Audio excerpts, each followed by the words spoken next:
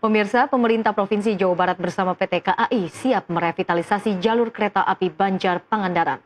Langkah ini menjadi bagian dari strategi pemerataan ekonomi dan peningkatan konektivitas antar wilayah di Jawa Barat. Pemprov Jabar akan menggandeng para bupati untuk ikut berkontribusi dalam membuka kembali jalur legendaris tersebut.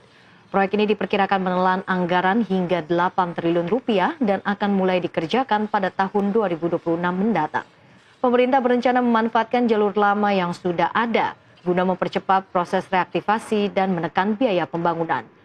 Jalur Banjar Pangandaran sendiri memiliki panjang sekitar 82 km, dibuka pertama kali pada tahun 1916 dan berhenti beroperasi sejak tahun 1921.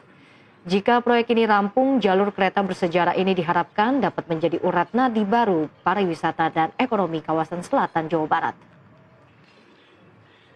Pemprov dan PT KAI nanti biayanya dari Pemprov, dan nanti saya akan ngajak juga kabupaten kota, karena ini kan bagian dari upaya untuk mendorong pertumbuhan ekonomi kabupaten kota. Berapa, Pak? 8 triliun. 8 triliun. Itu dibagi dua berarti? Enggak juga, nanti kita tanya kabupaten kotanya mau bersama-sama atau enggak. Kan belum, dalam kacamata saya sih itu bisa dipenuhi dalam waktu 3 tahun ke depan. Kan pembangunan tuh nggak sekaligus, bertahap. Berarti dimulainya tahun? Kita harapkan di perubahan anggaran kita sudah mulai. Berarti bikin jalur baru atau? Enggak. Enggak. Jadi jalur yang sudah dipakai sekarang, teknologinya yang ditingkatkan. Satu misalnya sinyalnya diperkuat, terus kemudian relnya dan bantaran-bantaran dikokohkan, kemudian lokomotifnya diperbaharui. Jadi tidak merubah teknologi, hanya memperkuat teknologi. Berarti tidak ada memasuki pemukiman warga kayak tidak ada. Masih rel yang sekarang. Jadi itu kan sebenarnya